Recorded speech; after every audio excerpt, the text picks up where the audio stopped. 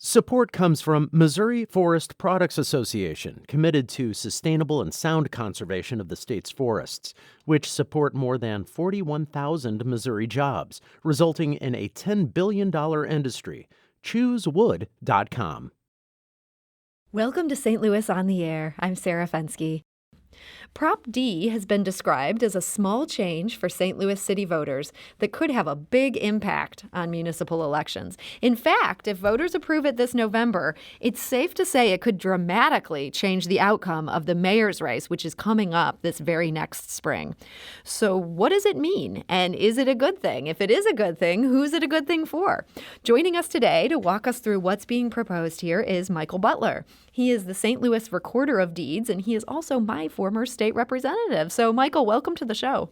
Thanks, Sarah. Thanks for having me.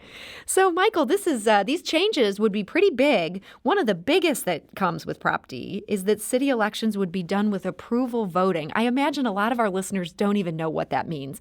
What would that mean if I'm looking at a ballot and I'm casting an approval vote? So what it means is that you have the ability to vote for more than one person, folks that you approve of, for one seat, for one open position.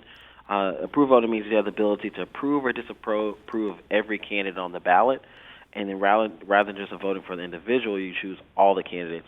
And then the two folks who get the highest number of votes total will move on to a runoff election.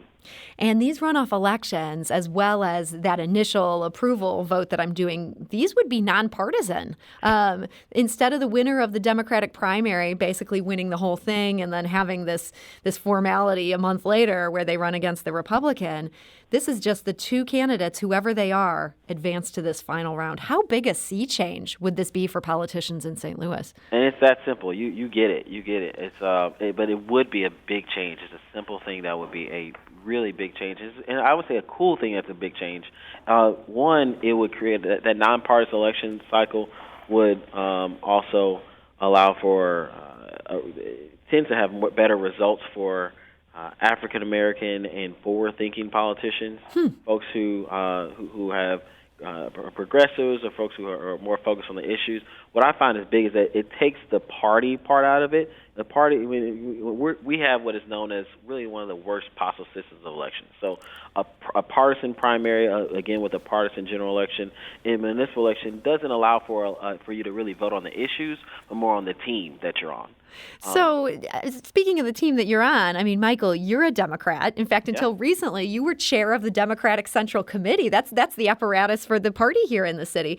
I get that this could be really good for democracy, but isn't this potentially really bad for Democrats? No, I don't. And anybody that says that, I disagree. I don't. I think that Democrats have to earn people's votes. And rather than just folks choose us because we're on a team.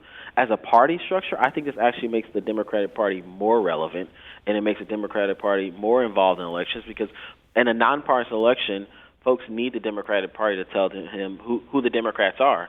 And more importantly, the Democratic Party has the ability to hold those candidates more accountable to what the values of Democrats are. We're an 85% Democrat city. That means anywhere from 80 to sometimes 87% of our voters are voting Democrat. The likelihood that a Republican would win in St. Louis is extremely low. I'll say it's 15%. It's pretty low.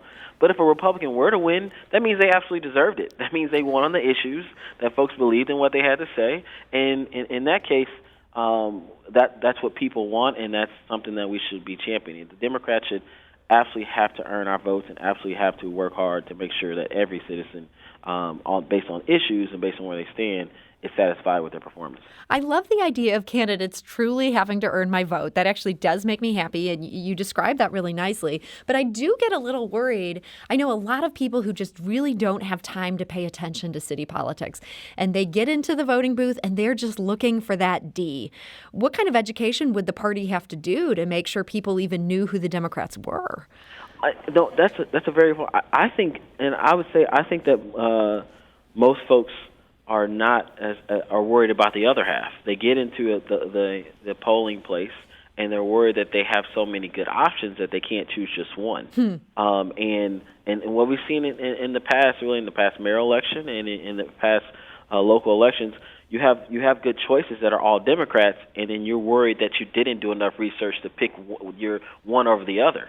In the last mayoral election, 67% of voters voted for an African American candidate, and yet we don't have an African American mayor. I think in response to Michael Brown's murder, and the changes that have happened all across St. Louis City, in voting patterns and how people feel, I think that we haven't had the results of that because people have not felt that they could express themselves in polling locations. People are almost trying to be strategic sometimes. I feel like in the last mayor's race, which was almost 4 years ago at this point, people were like, well, I really like so-and-so, but I guess I should vote for so-and-so because I think they might have the better chance. And in some ways, their strategizing was completely off, having it all come down to that primary and having no chance for a runoff. It does seem like it's maybe led to people getting elected who don't have that much of a mandate. And ultimately, what is likely to happen with approval voting is that 2 Democrats will make it to the runoff election. Mm-hmm. So then you'll still have in a sense a tough choice in the primary election, but it's much easier because you can vote for more than one person. But then you'll be able to choose one of the 2 folks in a runoff election. Like runoff elections are actually more likely and more popular in municipal elections than our current system.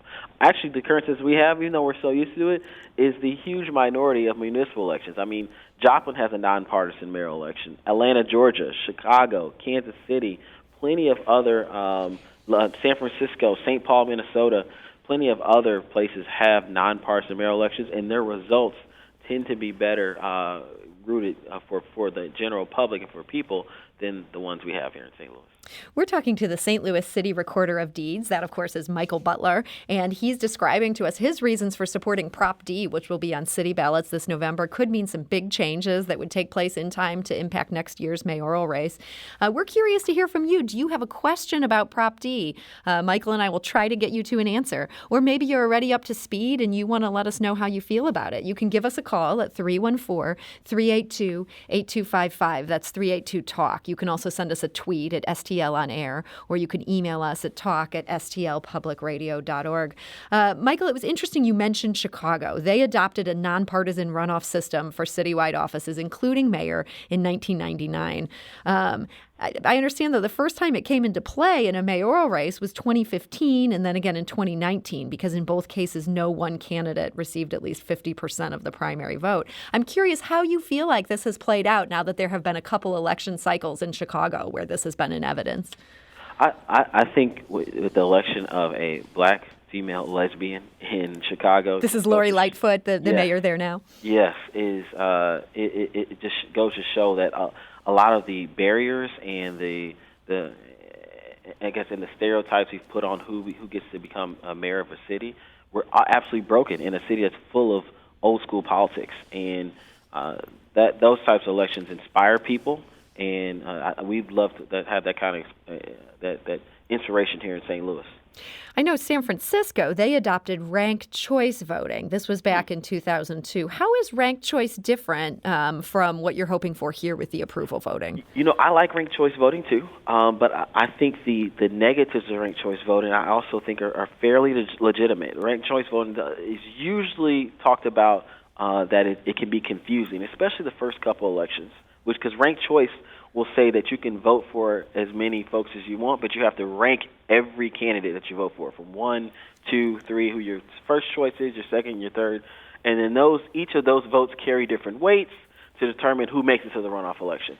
Approval voting is similar, except it says you don't have to actually rank them. Just say who you like. You just vote for Sarah Fenske, and you can also vote for Mike Butler if you want to. I imagine they probably vote for both of us there. Oh, yes. I think we definitely have earned their votes here. But yeah, it does seem a lot simpler. The idea of having to rank them, I got to say, further down into these list of names, I might have opinions on 2 people. I don't know that I have opinions on, say, the 7 candidates we tend to get in St. Louis. Mm-hmm. And in ranked choice voting, once again, it's about the issues. It's about what people are feeling, and even though San Francisco is not a majority African-American city, they elected African-American mayor in London Breed. I mean, and she was had been a leader for quite some time in the city, but still, it wasn't based on race. It wasn't racial politics. It wasn't based people. The election didn't seem to be based on strategies and barriers that have been stereotypes for years. It was based on the issues and what that candidate stood for. I want to go to the phone lines. Frankly, sometimes when we talk about electoral issues, they're not the sexiest. Our phone lines are blowing up. So, Michael, wow. I think what you're talking about here, there are people with strong feelings on this, and it'll be interesting to hear from a couple of them. Let's go to Doug, who is calling from St. Louis. Doug, hi, you're on St. Louis on the Air. Hi, thanks for taking my call. I like the idea of having a nonpartisan election. A couple questions. First, I assume that the ballot would not disclose what party the person tends to affiliate with. Is that right? That is correct. Okay. So Michael's saying, it wouldn't even list the D or the R next to the name. That's ideal. And then the second question is, why would we not allow people to simply vote for one person in the first round of voting? And then if that person gets 50% of the vote, there would be no need for a runoff election. So, yeah, Doug, that's a good question. Why not just go with more of a classic nonpartisan runoff type system? Michael, what are the reasons for why do this approval voting instead? I'd say first, you could if you want to. If you were a voter who wanted to vote for just one person, you absolutely have the ability to do that. So it's not forcing you to vote for more than one person. So if you did, you absolutely have the ability to do that. Why we would want to have an approval voter saying we can vote for more than one is that what we find in elections that most voters in high information elections, especially in St. Louis City, may want to vote for more than one person and may hear based on issues hear more than one person represent a lot of what they believe, and they should have the ability to vote for that person as well. Doug, I want to thank you for those questions. I think those were both great, good things to wonder about. Let's go back to the phone lines. Karen is calling from Baldwin. Karen, hi, you're on St. Louis on the Air. Hi, I'm a native St. Louis. I got gentrified out to Baldwin, and I wanted to know how Prop B will impact the committeeman and committeewoman structure in the Democratic Party. Is that included in the Prop D legislation? Karen, that's a good question. I know that body is dear to Michael's heart. How would that be impacted? It actually will not be impacted. These are just for municipal elections, including mayor, comptroller, president, board of aldermen, and the aldermanic elections. State elections, so committee people are elected in the August state primaries. The Prop D would not affect those primaries. And Karen, I'm just curious, is this something where you'd like to see the committeeman, committeewoman structure stay in place, or are you disappointed this isn't potentially getting swept away as well?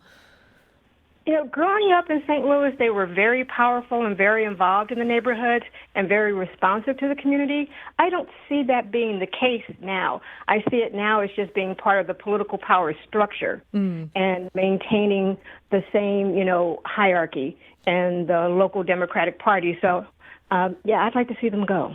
Well, Karen, I appreciate your thoughts on that. And Michael, I know when you were running the committee there, you did bring a bunch of changes to it, and you were hoping to make it a more meaningful organization. Do you think we'll continue to see movement in that direction? I absolutely do. I absolutely do think we'll. And the criticisms that she has about the Central Committee are valid. I think, and what we're seeing is a lot more energy around voter turnout and those committee people getting back to working with folks. And I think we saw a lot more visibility in the Central Committee, and I know that's going to continue under Carla May. Yeah, Carla May was recently elected the chair, and we've had her on the show before. She just seems like a real smart go-getter, and it's going to be interesting to see what she does. Much more than me, I tell you that. I did not mean that as a contrast, Michael. No, that was not my intent. I just added that. No, I'm telling you. It's a good compliment for Carla. Let's go back to the phone lines. Emily is calling from St. Louis. Emily, hi, you're on St. Louis on the Air. Hi, thank you so much. And, thank you so much to Michael Butler for supporting Prop D. I actually gathered signatures for Prop D, and I'm really excited about it. I think that it's going to be a very positive change for St. Louis to make everyone's vote matter and give more power to the voters. So I think it's going to be a great change for St. Louis, and I'm really excited. I'm really excited to vote for it this November. Emily, thank you so much for that. And that actually leads right into a good question that I meant to ask you, Michael Butler, and that is, where did the manpower come from to get this on the ballot? Is there some big money initiative backing this thing? So First, I want to say I love that. Thank you so much for calling in. I love the excitement, and this is exciting. I mean, the fact that St. Louis can change the way elections happen is very exciting. And a lot of the manpower and the funding came from a grant that STL Approves applied for through the Center for Election. Election progress or something. It was a national organization, which some folks want to push back on and say, "Oh, it was quite a lot of outside money." It's not, but it's not secret money. You can go onto their website, and I will give you the exact name here in a sec. You can see who their board directors are. These are great people who are just trying to empower people through voting. But there's also been a lot of local donors. I mean, we've had quite a few local folks, and the manpower is really coming from volunteers and folks just like that young lady who called in, who are excited about the idea. Like a national group can't come knock doors and get signatures signed by folks. These young folks and folks who want to see change in St. Louis are leading the charge, and they have a lot of excitement towards what our city could look like if this passes. So this sounds like this is a national group that's interested in some progressive causes and making these sorts of reforms. Is that fair to say? That's who's driving this? No, what's driving is a local group who applied for a grant to make it happen. Okay. Good clarification there, and got this grant then from this national group that's interested in these types of issues. That is correct. Okay. And do you see any formal opposition to this beginning to form up, where we could see a campaign designed to persuade us to say no? I'm actually not seeing any formal opposition at this point. 79% of black voters actually support, and 71% support white voters support approval voting. So there's a lot of support behind it. I think it'd be really disingenuous for an opposition group to form with that kind of great polling. But no, I think I don't see a good opposition group coming up. And honestly, the only folks who have made any kind of suggestion that they're not interested in something like this are just members of the Democratic establishment, which some people would say I'm a part of. So there are others in the establishment who believe that this is a great idea. I did want to also offer a clarification. We heard from a few callers who were frankly just still a little confused about the idea of approval voting. And since I think this is a really important part of this, I'd be remiss to end this conversation without revisiting this. This is the idea that if 8 people are running for mayor and you like 6 of them, which seems like a high percentage to me, but who knows, you could actually vote for all 6 and those votes would count. And whichever 2 candidates gets the most votes, they advance. Michael, is that a good summary there? That is a good summary. Okay. Yes.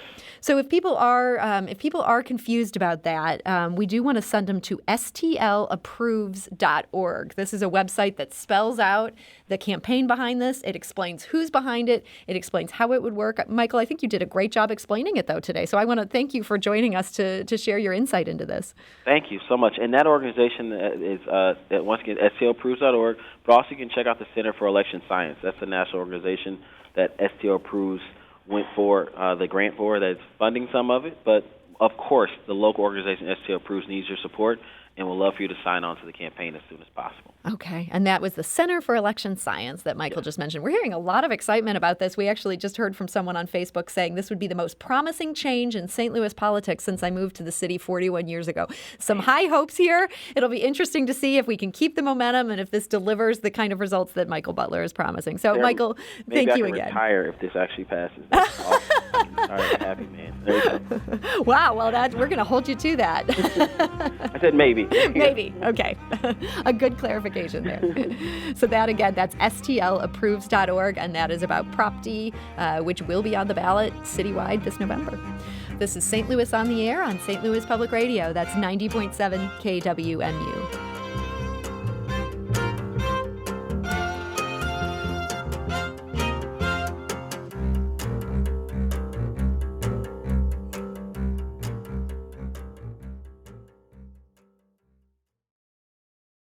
Support comes from the Missouri Forest Products Association, committed to conservation and careful management of the state's forests to make them more resilient and better habitats for wildlife.